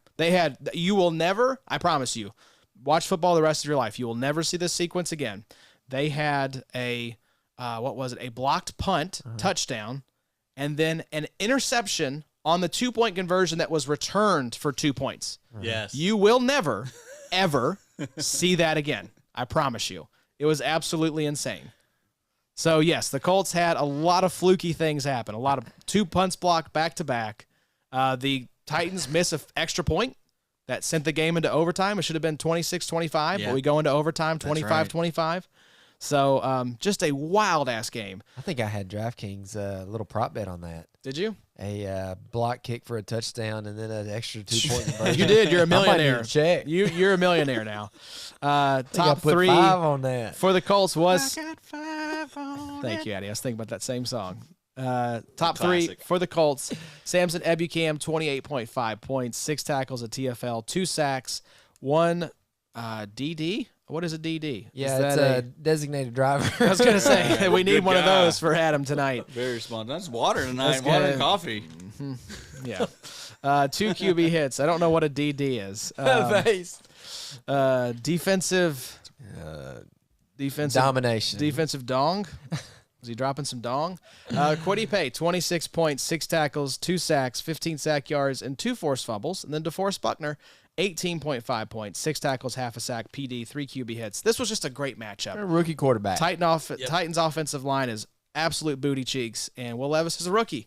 And I think he's going to be good, but right now he's still a rookie. So don't get false hope, though, folks. Don't be like, oh, Kwity Paye, Samson Ebukam, let's plug these guys back in. Yep. They can be a good matchup play. Don't trust it. Just don't trust it. Yep. Ebukam's been great, but it just tends to rotate. There was a little comment I saw today about how much better of a linebacker EJ Speed was than Zaire Franklin. What is your take on that? No. I don't know. I mean, Zaire's definitely going to be one of these guys that lights up the box score and, the tackle monster. Zaire has been great this season. Yeah. He is the heart and soul of that defense. And EJ Speed is a great second banana. I think there's validity to both thoughts there. EJ Speed was good enough to force Shaq Leonard out the door, so I think that speaks for something. But no, Zaire Franklin's the best linebacker on that team. But, I mean, you know how fast this stuff changes, though. Yeah. I mean, we were saying the same stuff about Shaq Leonard 2-3 years ago. And who's to say Speed can't be the next Zaire Franklin? Yeah. That's possible as well. Speed's already like 28, 29, though, I think. Like, Is he old as hell? He actually is. Like, people act like this is like his second year in the league, and he's been around. He's just kind of like I think he's 27. a We'll look it up. yeah. We also, if anybody would like to send us a signed jersey, we we do would like need another to signed jersey. replace the Shaq Leonard. Yeah, jersey maybe on our Zaire wall. Franklin or something. That was back when he was Darius, right? Yes. Yeah, Zaire and EJ are both still there. So Yeah, next year, I don't think I think we'll see them run it back. They may add linebacker in the draft. Man, that's I could fun. see that. That's going to be fun to see their ADP in these best balls for next year. Boy, Zaire might be. Zaire was really high with Shaq this year. He was high even this year though. Yeah. And Zaire that was will be- one I didn't understand. Will he be 3? Ooh, baby. That's spicy. I was going to say top 5. Roquan going to be top 3 for y'all next Probably year? still. Yeah. Just because it's Roquan, he's having a down year, but that's going to look like what, LB12 for him or something. He's very much kind of taking a different role there in Baltimore. He's more of a leader. He's a leader of that defense. He's not necessarily the IDP producer that he was in Chicago. Patrick Queen's gone next year, probably. Exactly. So, I What mean, about where does TJ Edwards slot into this? he's up there too. I mean, he's the tackle leader. At But least before this week he was. I think it's still going to be Roquan, Foye, 1 and 2. Yes, Nick absolutely. Bolton, number 3. I think don't know about that. I think that'll correct itself. Maybe Tranquil at 3. He's coming back. Oh, not tonight. Yeah, not he'll after be- what he he'll be done to back. me. He'll be back. No. It may be the bus climber, Leo Chenal at 3. Could be. Chanel didn't get a ton of play tonight, I don't think. I think it was He hasn't really been. Kyle Cochran, or that's Yeah. not it. He went to Greenwood. Johnny Cochran. Something Cochran. That's it. Anyways, he Kyle wasn't that Cochran good. went to Greenwood. Hope you're doing well, Kyle. Yeah. Do well, Kyle. Sorry, I'm Be old, good. guys. Be well. But anyways, if you had a jersey to pick, who would you pick to replace Shaq Leonard? Ooh. IDP. That's a Current great IDP. question. I'm gonna have to pray on that one. I'll get back to You know for who that I'd pick. episode. No. The boy Jalen. Jalen, that's a can't. good one. Yeah. No. But I guess now the injury, we can't pick Jalen. All right. Can't do it. Yes, Okay. you can. I know who you're gonna say. That's the rule. That's the I know new who rule. you're gonna Okay, say. so he has to be playing. That's fair. I know who you're gonna say. Well, he has to be playing. I was gonna say Chauncey Gardner Johnson would be a fun one to I was have. gonna Not say playing. Winfield Jr. would be good. That would be good. That'd be sick. Yep. With him, Spoon would be good. With him, Spoon would That be would be great. really That'd be nice. really nice because probably don't have to pay a lot for Who that would we all agree on? Bobo, this is one of those where you're putting us on the spot, and I feel Who would we all agree on? Just looking deep in each other's eyes. Who would we agree on? We're friends, right? getting a little hot under the collar. I don't know. Who? I feel like we'd agree on pretty much anybody. Yeah. I mean, Who are you thinking I'm of? just trying to think of the IDP show baby this year. If you had to go to one go-to that we've all kind of EJ been, Speed, baby. maybe it is EJ Speed. No, Maybe that's what surely. we're all Can't put looking AJ at. Speed on the I wall. mean, Khalil Mack could be up there for me. No, not Khalil Mack. He's too old. You dropped him. We Yeah. need a You guy heard that's Bobby. got a ascending. Yeah, heard that's him. true. I dropped him. Who are you talking about? You're really I don't know. you don't have a name in mind? I think No. Will Anderson would be a good one. That'd be one that Ooh, would stick yes. around for a I while. don't know as a Colts fan if I could put a Texans on the wall, but Yeah, see, that's why we all can't come Parsons? together on one. No, not Parsons. Max would be good. Max would be good. Silver and black would look really good. Yeah, Linebacker-wise, I mean, who would be the sexy linebacker you want on the wall? Roquan. Roquan would be sick. Those black jerseys. Yeah. That would look pretty good. Hey, let us know in the comments. Who do you Fred want us Warner. to put on the wall? Fred Warner would be good. Ooh, Fred that Warner might would be good. the one. Yeah. That's the original show, baby. Yeah. But that's Gonna peak. age very well. That's peak wine season right yeah, now. right. And that's gonna stick. That's gonna be a legend forever. Yeah. Like How many more years we we're got not of gonna- Fred? We ain't got to worry about Fred getting cut next offseason. We got 4 or 5 more years of Fred. Yeah. That'd be good. We need wall security. That's it. We need wall security. Y'all think Fred's gonna age well in Dynasty? I've heard that, but But he's never been LB1. yeah. Oh wait, is he LB1 this year? I think he is. We'll have to look into that. That's strange. I have to investigate. It's further. easy to be when Dre gets kicked Hey, out of all these games. I'm gonna have to do my own research on that one. I think. Hey, changed my mind. I don't think I can. Let's move to Titans. Jack Gibbons had a great game after not reaching 7 points since Week 8. Don't fall for it. Harold Landry continues his march to pre-injury form with another half a sack, and Danico Autry is still old, reliable. Your choice if you want to focus on the old or the reliable part. That's that. I don't like that, Aaron. Danico Autry's been great, and he ain't that old. I called him out on the waiver show. I said, I'm not going to go for the Colts catnip, which if you did, good for you. But Danico Autry, this is a revenge game narrative. Go back and look at the logs. Every time Danico Autry plays the Indianapolis Colts, he legitimately does not like the Colts organization for letting him hit free agency. So he took it out on us today. 4 tackles, a sack, a forced fumble, a PD, and a QB hit. 19.8 points. He was number 2. Azeez Al-Shaair, 20 points, 12 tackles, a sack, and a QB hit. And then Jack Gibbons, 18.25, 13 tackles, and a PD. You know, I was thinking about this today. A lot of the injuries that we were worried about this offseason have been fine. Harold Landry has come around and has been a good IDP for us. Rashawn Gary looks awesome. I know he hasn't put up every single week the stats that we're probably hoping for. He's heating But up, from though. a pressure perspective, Rashawn Gary looks like a maniac. And then Jordan Brooks, I know he's hurt now, but Jordan Brooks was somebody He that was fine. we told everybody not to draft, and you know we were made to look like fools. But Jordan Brooks was really, really good. There's somebody else I feel like that was like a big ACL. I don't know. Maybe I'm missing somebody. But anyways, Harold Landry's been great. Yeah, he has.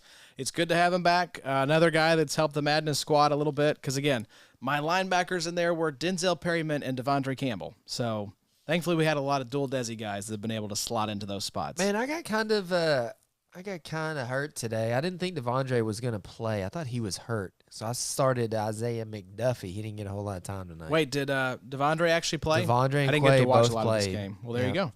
Yeah, we'll get to them here at the end. Let's move to the next game, though. Buccaneers get the 21-18 victory over the Panthers. Buccaneers, if you needed any more proof, linebackers are streamable and don't really matter. The backup to the backup of the backup just scored 19 points after not playing a down since the last week of the preseason. Or maybe it's just because it's the Carolina Panthers. Antoine Winfield joins an elite group of players. Winfield had 40.9 points, 8 tackles, 2 TFLs, a pick, a sack, 3 PDs, a QB hit. He's just so good. Yeah. Is he safety 1 now at this point after this season? Gotta be. Dynasty? Yeah.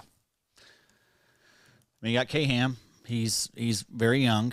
But yes, I mean, I think it's him or Winfield. I think you have to slant it a little bit towards proven production. Yeah, I think right? so. And Winfield has is 25. done nothing but produce. K-Ham's 22.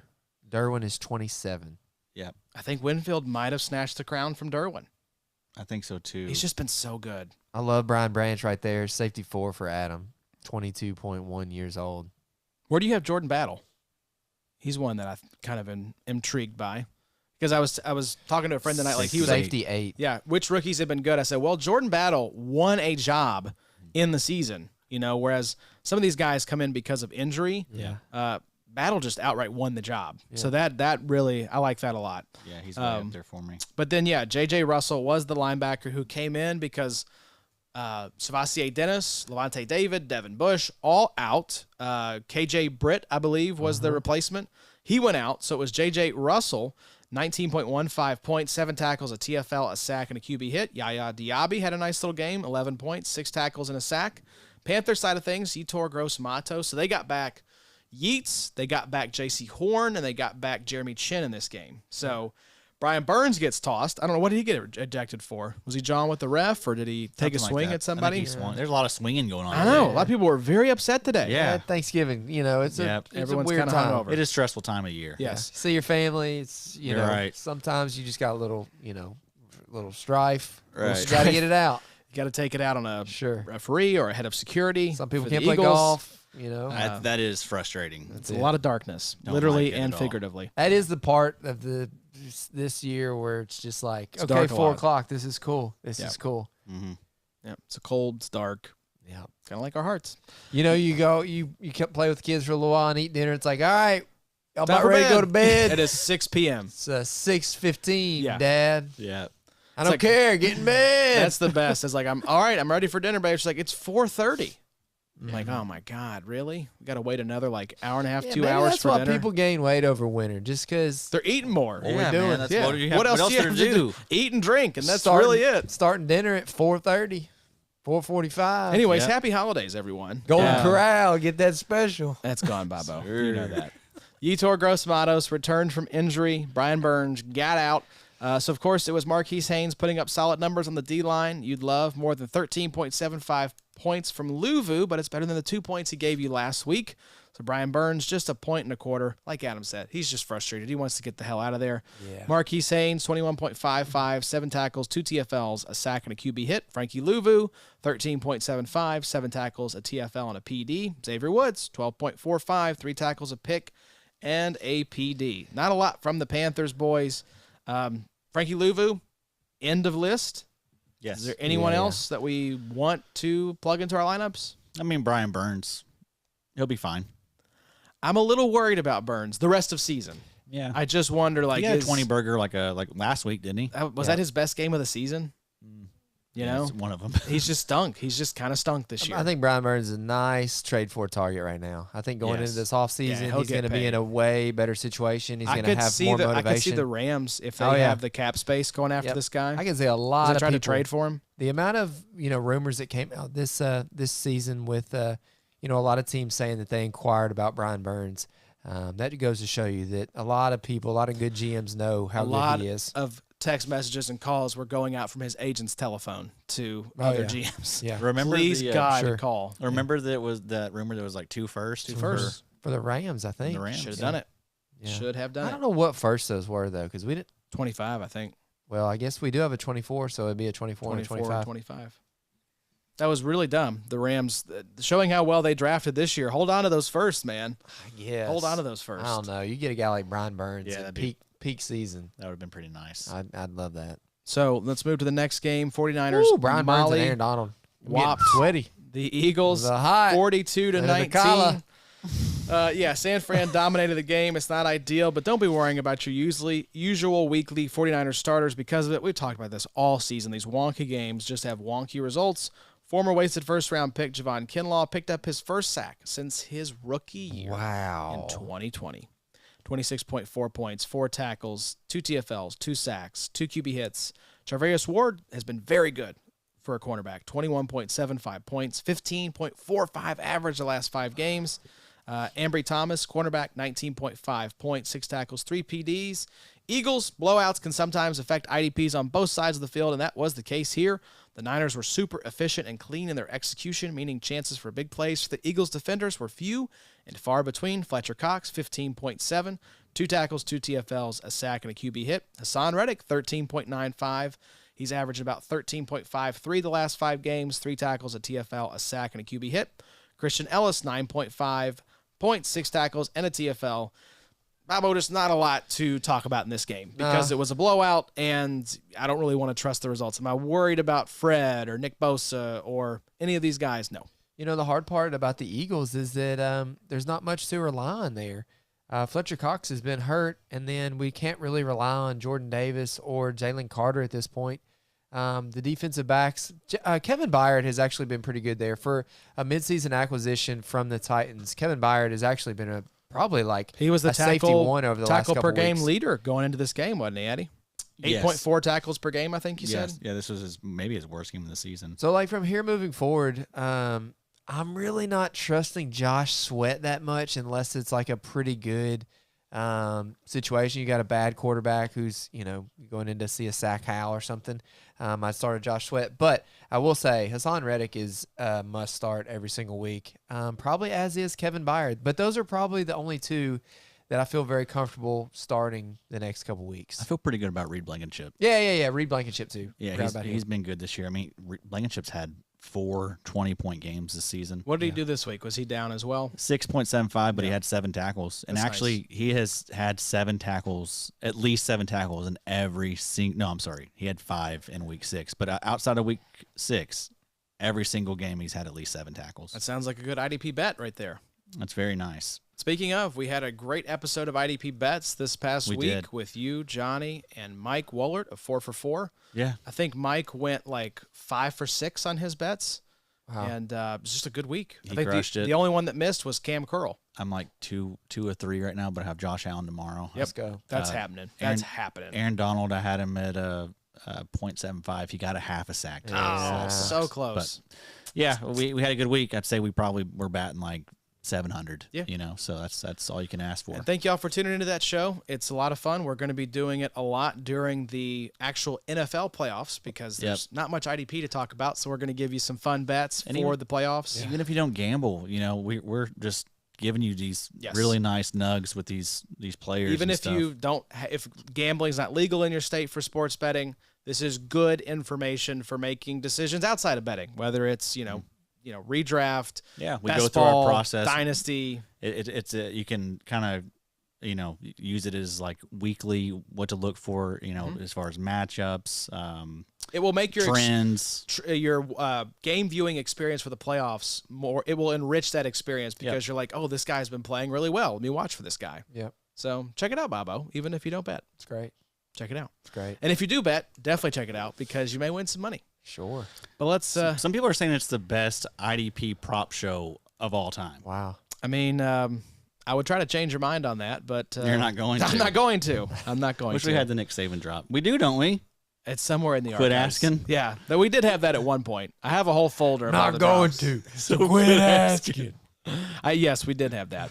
So last game here, Bobo. Why don't you talk us through this one? Sure. While I go through the drops and see if we do have that Nick Saban one. Yeah, well, Aaron says here that we warned you about JOK and hoped you listened. What we didn't realize is apparently we needed to warn you about the rest of the defense. Myles Garrett was removed from the injury report on Saturday, but a big donut might indicate the shoulder is still giving him some grief. Well written there, Aaron. JOK this week, 5 points after averaging 15.17 over the last 5 games. He has an 83.7 PFF grade. Myles Garrett with a 0.00 week for you in week 14. He had a 3 Fitbit step challenge milestone for this week, which I don't really understand what that means, but I'm sure it's great. Top 3 for the Browns, Martin Emerson, 10.75. Khalif Halassi, cornerback. Who are these people? 8.75 points. And then Juan Thornhill, 7.75 points for the Browns. But let's talk about the Rams real quick. Let's just go ahead and hit both sides, and then we'll talk about the game. John Johnson leaned into the revenge narrative. I disagree with that because he was a Ram before he was a Brown there, Arn. With his whole being putting up his best fantasy performance since Week 15 in 2022. Kobe Turner is making sure that Byron Young isn't the only rookie getting noticed on the LA defense. However, they are good enough to generate their own stats if Donald hangs it up at the end of the season. He's definitely not going to, Arn, so I wish you would quit with this whole narrative here. Not a fan of it. John Johnson, 23.2 points, mostly aided by the interception, but he also had 6 tackles and 2 PDs, not DDs. Kobe Turner, defensive lineman, defensive tackle really, 20.1 points this week. He is averaging 13.34 over the last 5 games.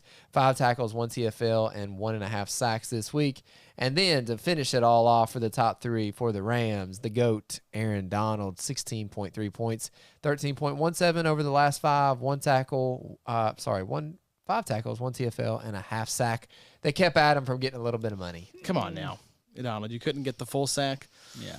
3 QB hits, as well for Aaron Donald. Literally nothing at all to talk about on the Brown side of things. Yeah. Martin Emerson Biggins. What? Just wanted to say that. I don't- Emerson Biggins. I don't know what that is. Huh. Emerson Biggins. It's just a saying. Okay. Oh, Oh. I got it. I got it. Now we're getting there. That was a good one, Eddie. Very nice. Thank you. It just took me a second. I was like, uh-oh, I'm supposed to recognize It's late. this reference. It is late, guys. It's 11. So. Caffeine's wearing but, off. MR some biggins. Yeah, those are some big ones indeed. I'm gonna tell Goodell you need your butt spanked anyway. Myles Garrett, y'all, watch the Myles Garrett injury because Bobby's just not good. yeah, it took him a second, but he got there. Thought he was laughing about Myles Garrett being out. I was like, this is not funny. My Madness team It is was a gonna fall mix off of a me cliff. getting it and then also still thinking about Goodell just Just paddling it, Just wearing that hind end out. blistering that. Adam hind at the end. draft. Adam, how'd you get here?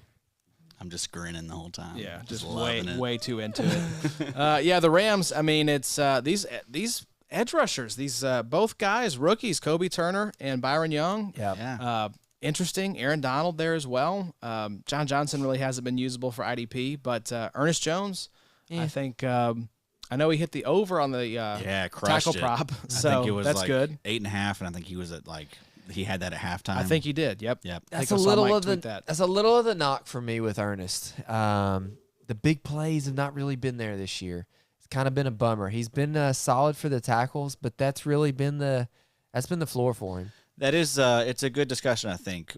How do you feel about Ernest in Dynasty? Is Not he someone great. that you really trust? Like, Not really, great. really trust? And I don't think I do.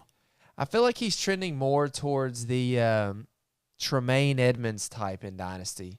And I know Tremaine had way more of like draft capital and everything, but we kept waiting for big plays to kind of come with Tremaine, and they never did.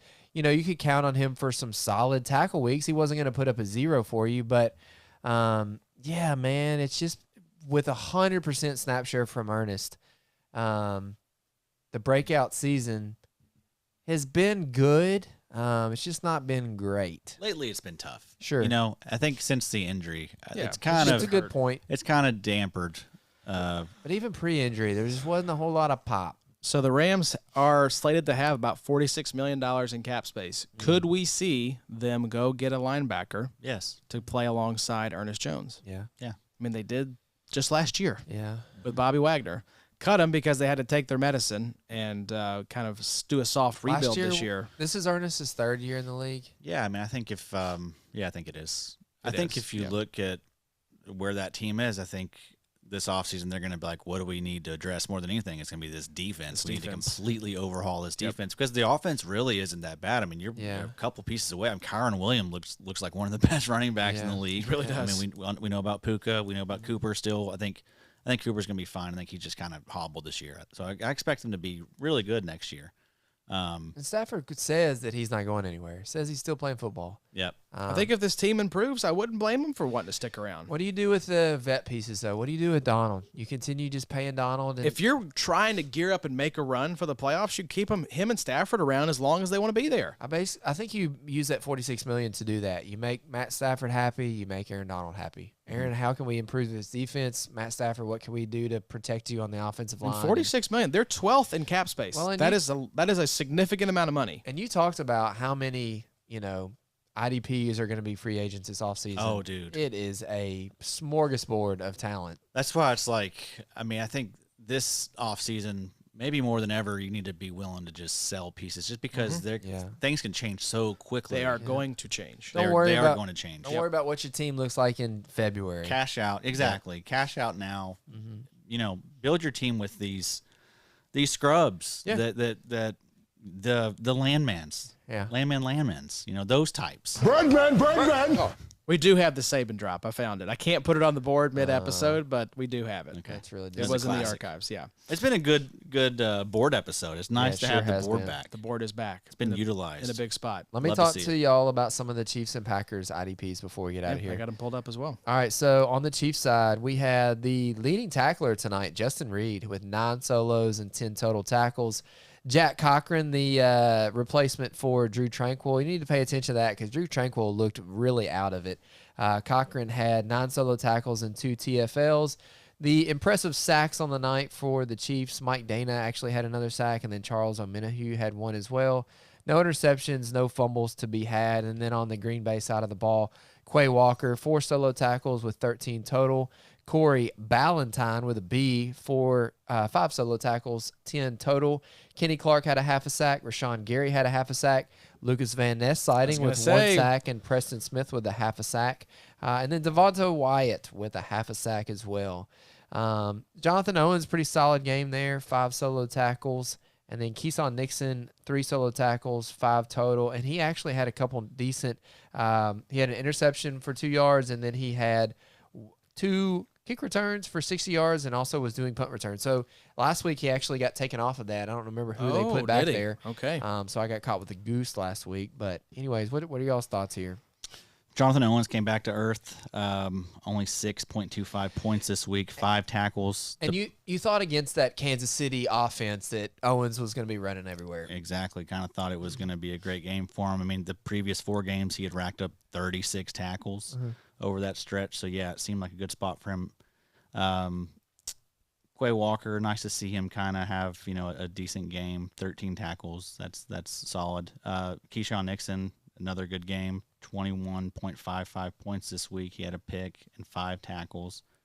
Good to see Lucas Van Ness get a sack. He's been really quiet this year. He heard us talking about him. Yeah. Saying, is the other guy there, Carl Malone, Carl Anthony Towns. Oh, Minihue?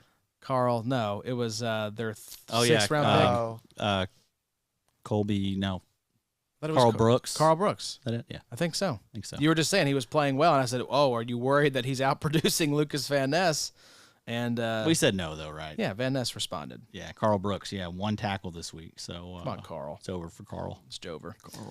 Carl. Yeah, Rashawn Gary came back down to earth. Looks like just 8 points. Preston Smith 7 points. Jonathan Owens 6 points. It was kind of a down game in terms of IDP scoring. Yeah. Chris Jones got himself a sack. I don't know if we mentioned that. Yeah. Chris Jones has been solid once again this year. Them Chiefs really need Nick Bolton back. That's what I'm learning. Drew Tranquil would have been fine if he had stayed, in this game. I think that would have helped out a little bit. But that Chiefs defense doesn't look right now. Something's broken there. Ain't working. Who's the team's just Who's the best struggling. team in the AFC? Is it the Dolphins?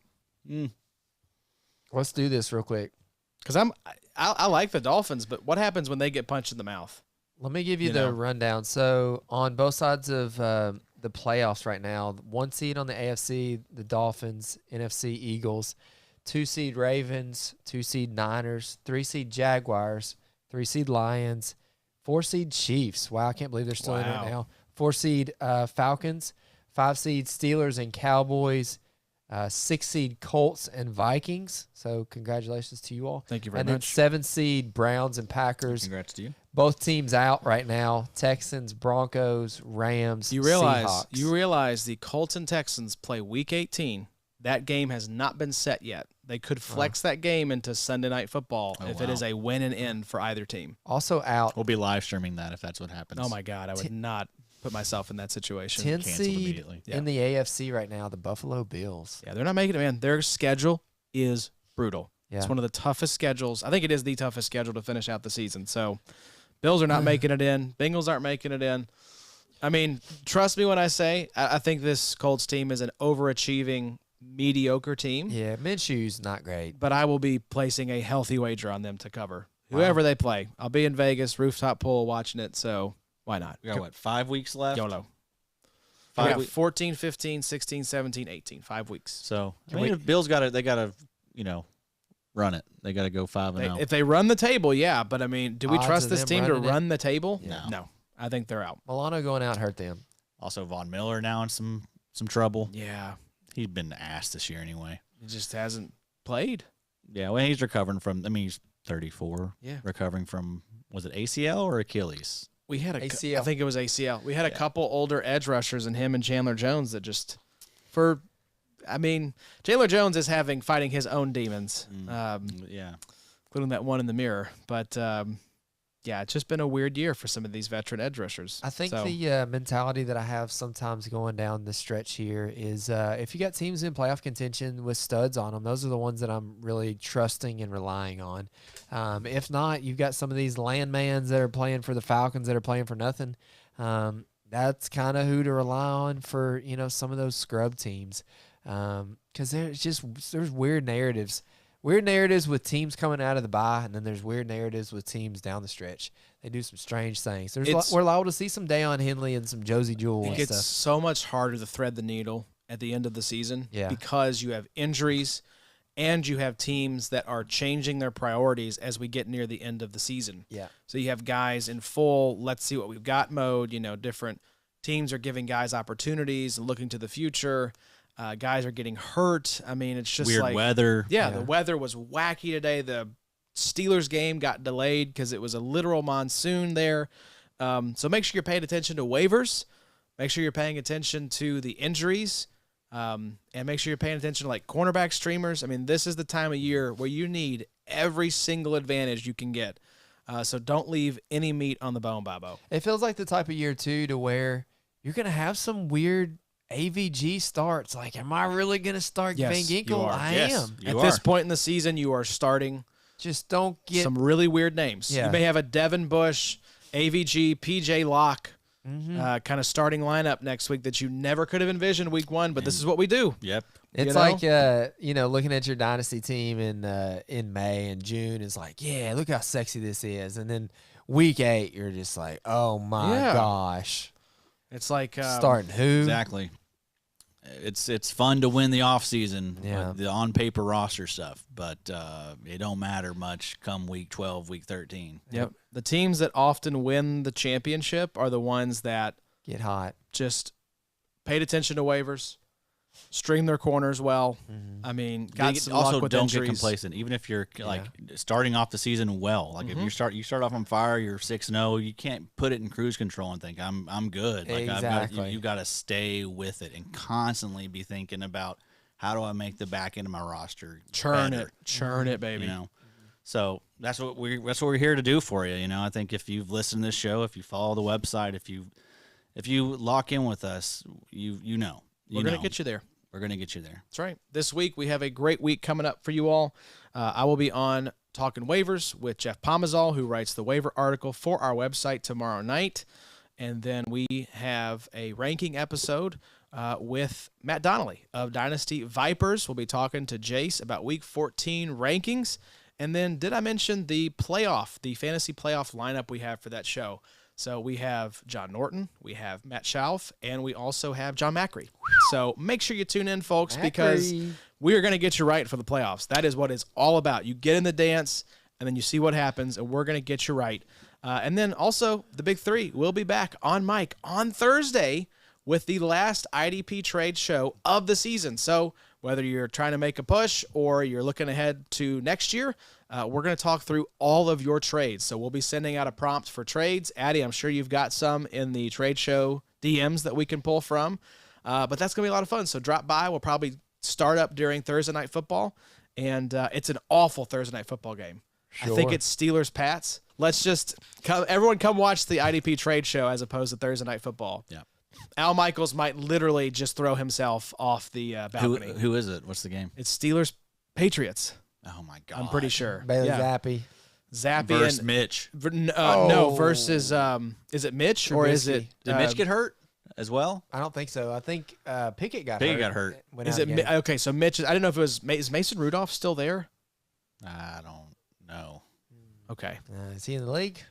Battle of the backup quarterbacks. Jeez. Can't wait. That's gonna be a lot of fun. I'm pretty sure that's the Thursday night game. I don't know though. I mean, do you let Zappy get another start? No, you don't. He looked So bad it'll be today. Mac. And no, I think it'll be Malik Cunningham. Oh wow. So Mac Jones is done there, right? yeah, he was the emergency quarterback. He Damn, was the son. third string emergency quarterback. Poor So- Bailey. That class, boy. Yeah, it's not Oof. turned out well at all. Mm-mm. Who So, was that? All of them. Zach Mac. Wilson, Trevor Lawrence was the only one. Trey Lance, Justin Fields. Yep. And even Trevor has not been like, He's been decent. Yeah. yeah. So yeah, tune in. The trade show. What else do you have to watch? The Thursday night game is going to be awful. How many hours a day do you think y'all think about Macri? Probably over under 6.5. Yeah. I'll take the over.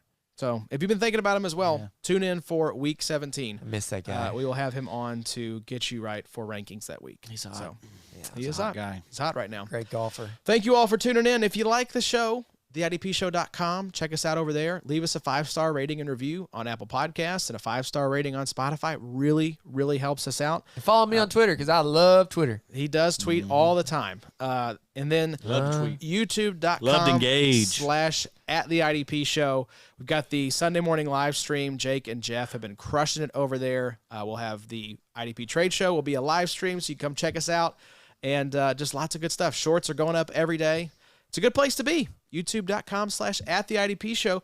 Like I said, we will be back on Thursday with that episode, and I'll be back tomorrow night with Boo Bam talking waivers. So we're not gonna abandon y'all here down the home stretch. We're gonna be with you every step of the way, folks. So until then, enjoy the football, and we'll see y'all soon. We'll never leave you. It's the IDP